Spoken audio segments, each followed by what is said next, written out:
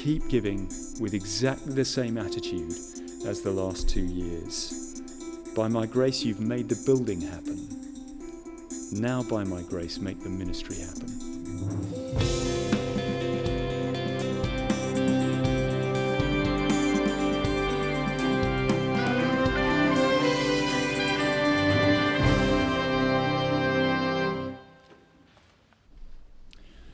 Let's pray as we stand.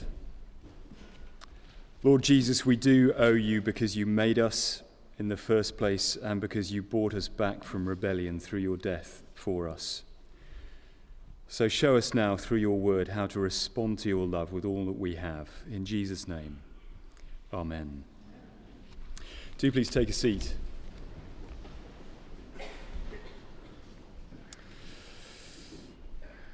Let me just run past you our last 2 years as a church. In spring 2013, we heard that the Roman Catholics around here were looking for anyone who could use a building they couldn't keep open. It was St. Joseph's Benwell.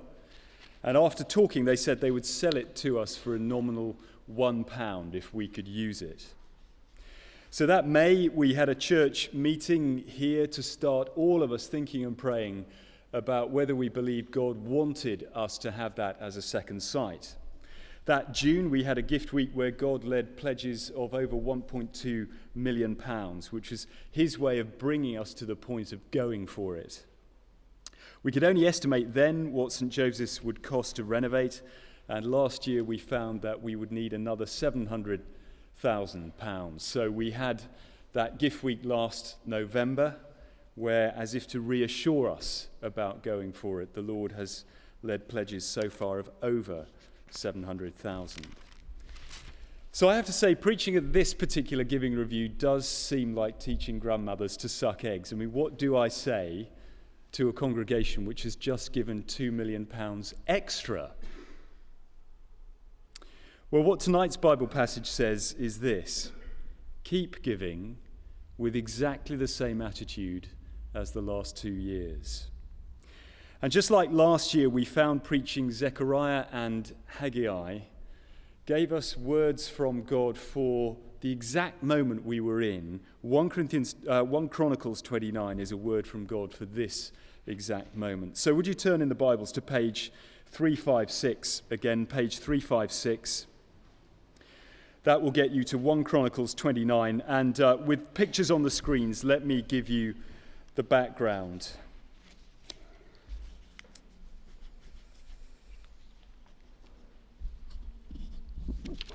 One Chronicles 29 is about how David, the king of God's Old Testament people Israel, prepared them to build God's temple, which was the Old Testament building that symbolized God's presence at the heart of their lives.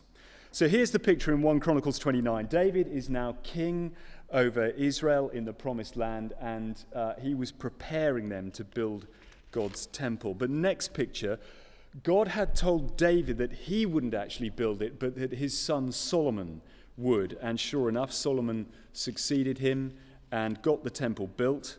But next picture, if you fast forward 400 years or so, Israel had turned away from God so badly that he let them be invaded and exiled from their land as a judgment. And in the process, the temple was destroyed.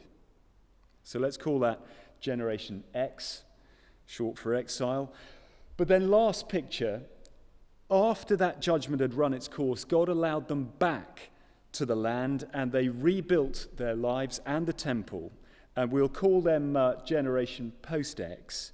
And the book of Chronicles was written for them around 400 years before Jesus. We don't know exactly when. So look down to 1 Chronicles 29 and verse 1, just to get the passage in our heads. And David the king said to all the assembly, Solomon my son, whom alone God has chosen, is young and inexperienced, and the work is great, for the palace, by which he meant the temple, will not be for man, but for the Lord God. So I've provided for the house of my God. In other words, provided financially for the building of it. And then you get this amazing list of wealth that David gave. Skip to the end of verse 5. He asks, who then will offer willingly, consecrating himself today to the Lord. In other words, who'll follow my example? And the people and the leadership of Israel do. So skip to verse 9. Then the people rejoiced because they had given willingly, for with a whole heart they had offered freely to the Lord. And David the king also rejoiced greatly. So looking at the screens again, here is the question. Why did the writer of Chronicles think that Generation Post-X needed pointing back to hear that story? Why point them back to that amazing giving which got the temple built in the first place, presumably as an example to follow? After all, Generation Post-X didn't need to get a temple built. It was rebuilt already. The answer is, although they didn't need to give to get the temple built, they did need to give to make the temple ministry happen, which was exactly what they were failing to do, which we know from the book of Malachi. In the Old Testament, God required his people to give 10% or a tithe of their income to the ministry of the temple. And that was basically to support the full-timers like me who ministered there. Only back then, they basically did two things. One was running the sacrifices through which people came and related to God. Okay, and that no longer happens. That was all fulfilled in the death of Jesus on the cross. So there's no sacrifice, there's no priests. And the other thing they did was teaching the Bible, at least what was so far written of it, so that people could know God and how to live for him. And so the ministry of those full-timers, and the same is true today, was crucial to the spiritual health of Israel and to their witness to the world around them. But Malachi tells us that Generation Post-X had become so spiritually half-hearted that they were not giving to make it happen.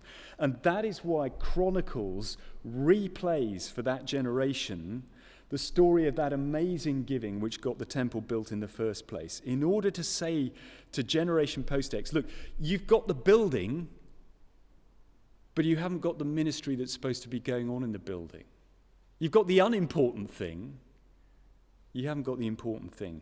And you need to give to the temple ministry with the same attitude as David's generation gave to the temple building. And that's where you find the word for us for this exact moment of our time.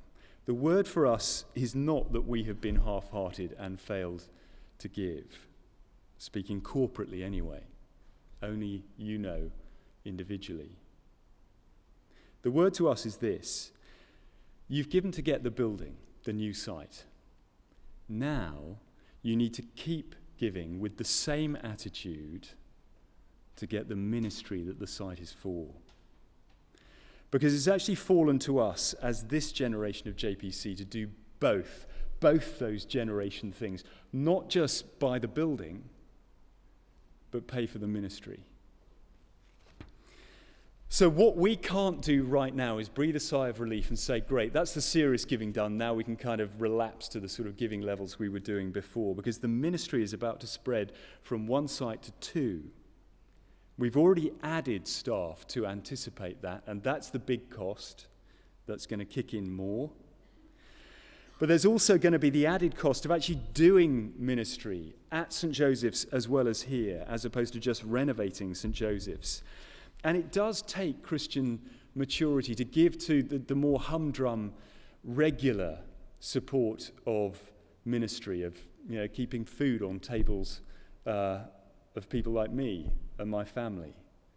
That's a lot less exciting and noticeable than St. Joseph's building being transformed and going round it on a first open day.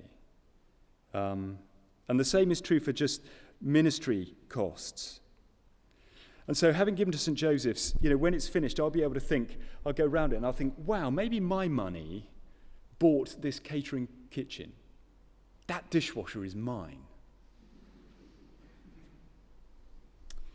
But actually, Christian maturity says I need to be equally willing to say, wow, maybe my money has paid for all the service sheets this year, or all the toilet rolls.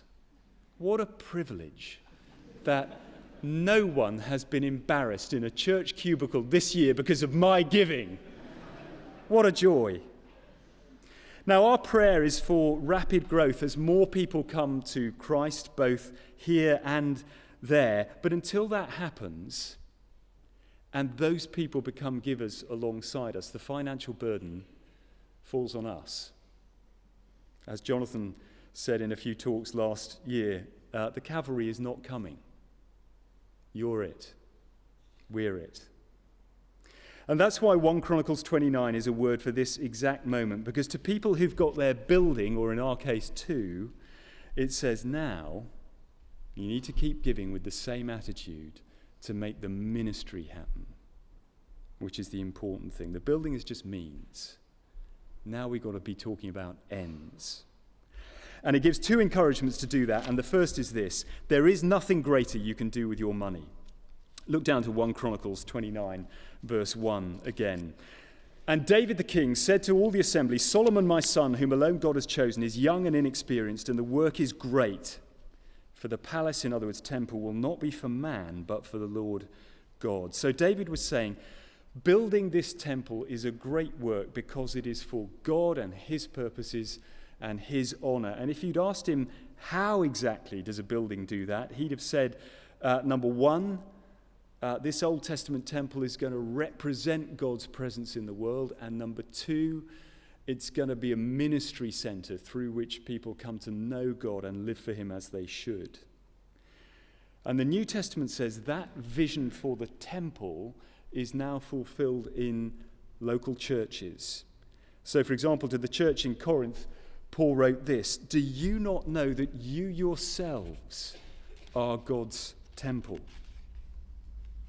So to us, he would have said, JPC, do you not know that you yourselves are God's temple, that you represent God in his world today by your witness tomorrow morning, and that he intends you to be a ministry center through which people, not just Tyneside-wide, but worldwide through our mission partner support, come to know Christ and have their lives and their eternal destinies changed.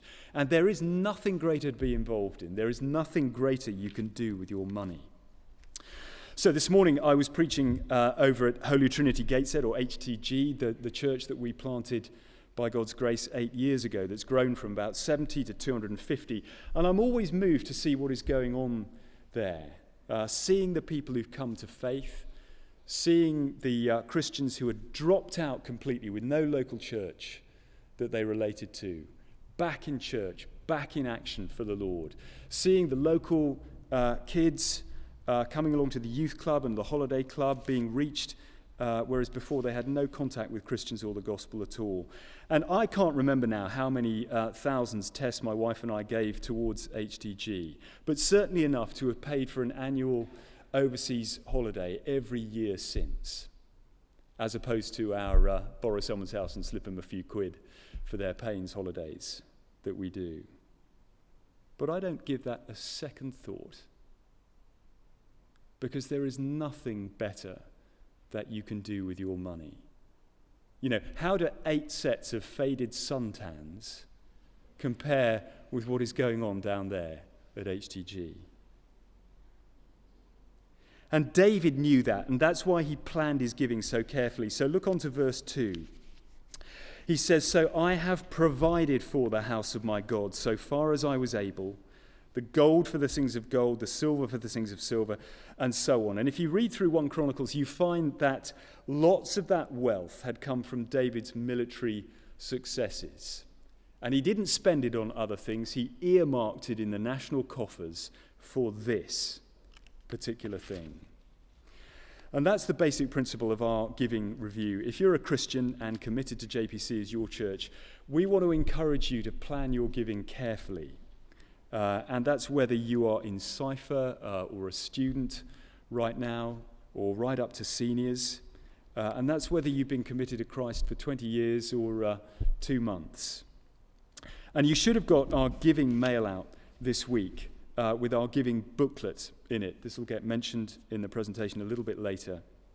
And in the booklet is a suggestion of how to plan. And let me run you through that. Step 1 is to work out your gross income for the year ahead, or incomes if you're a couple both earning.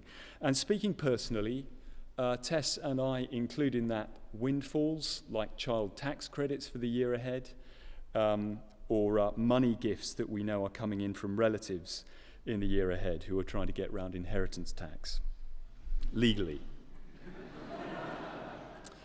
You're a student and you're sitting there thinking, I have no income. Even if it's a loan, it's still income and you have to decide what to do with it. You may decide, I don't want to take any extra of it, in which case, okay, stop spending it on a luxury like takeout coffee and give what you save without drawing any more from your loan. Or give out of what you get from a part-time job, which you can call your own. Or give out of Granny's birthday check and encourage her to be generous. So step 1, work out your gross income for the year ahead. Step 2, work out the percentage of it which you plan to give to God's work. That's a New Testament principle, to give a percentage according to what you can afford. So in the booklet, you'll find that the starting suggestion that is given there is to give 10%, 5% to the ministry of JPC, SJB soon, and 5% to some of our world mission partners or others that you know. But that is only a starting selection, a starting suggestion. That is a floor, not a ceiling. And for many of us, it would be thoroughly ungodly only to be giving 10%.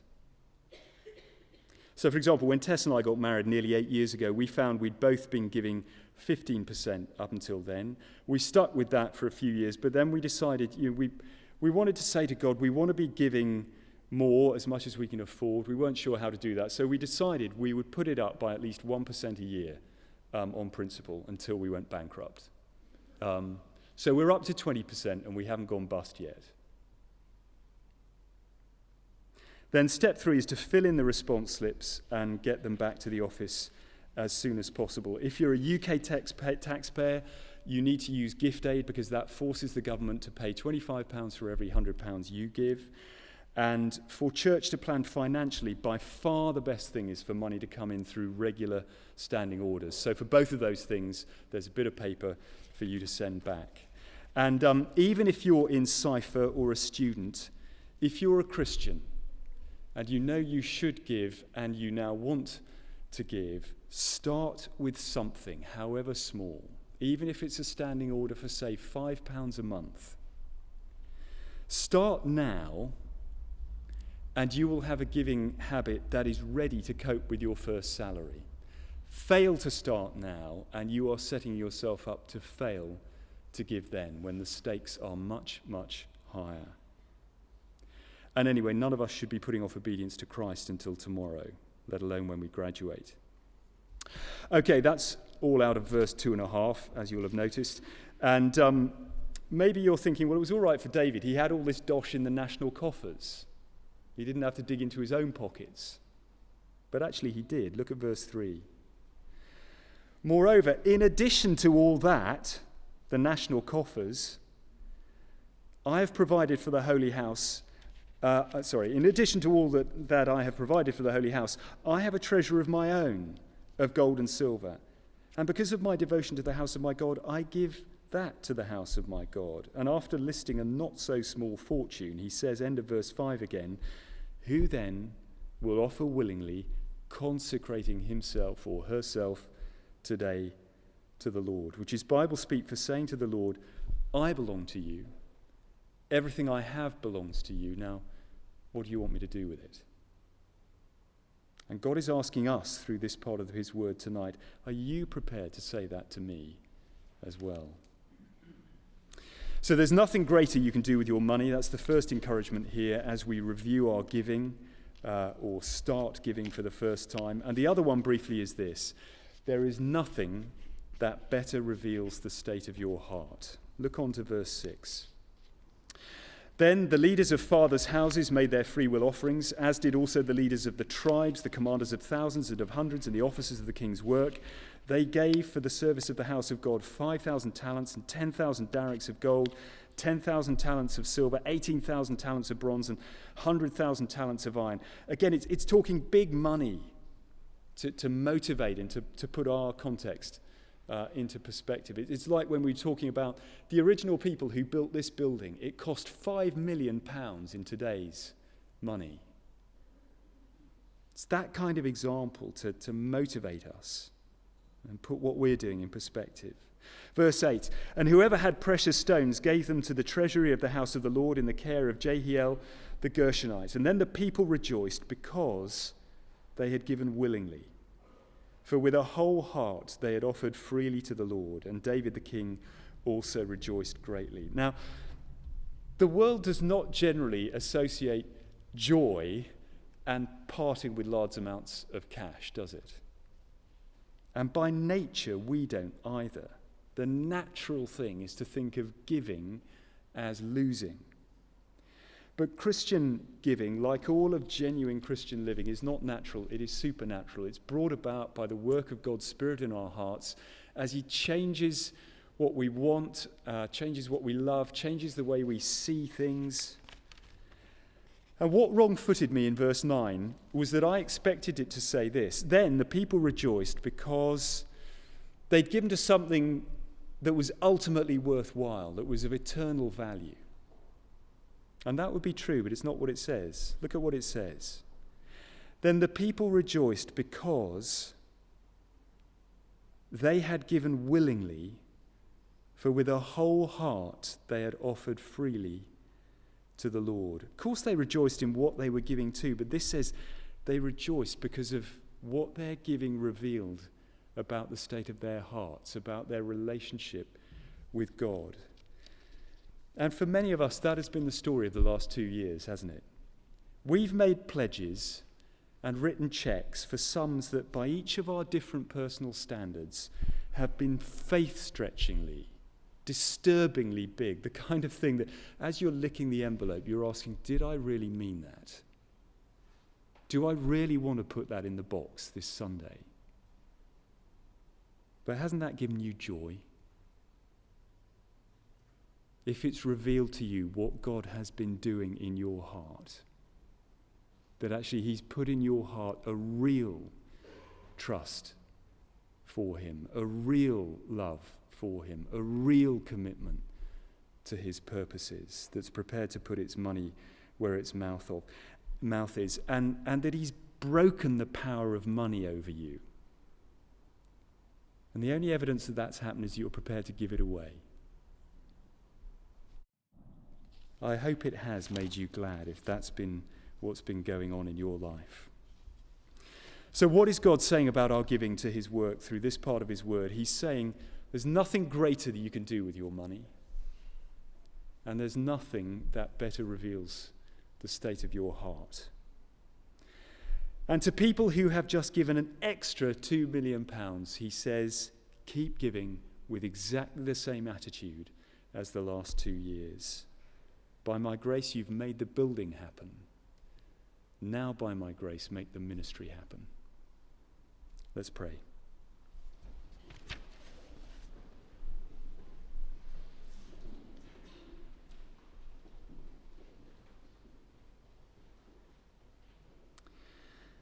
Father, we thank you again for the generation who planted this church and paid for this place 150 years ago. And we thank you for the privilege of being part of this generation and seeing what you have done to open up the way for our second sight. And like David's generation, we do rejoice at the giving that's happened because it does reveal what you've been doing among us, and that our profession of faith is real and means something, and that what has just happened cannot just be explained by a human whipping up of excitement, but actually is the work of your Spirit. And we pray, looking ahead, that you would move us to give with the same heart and move more of us to give and share the load so that the work you want to do in many lives can go ahead this year. In Jesus' name we pray. Amen.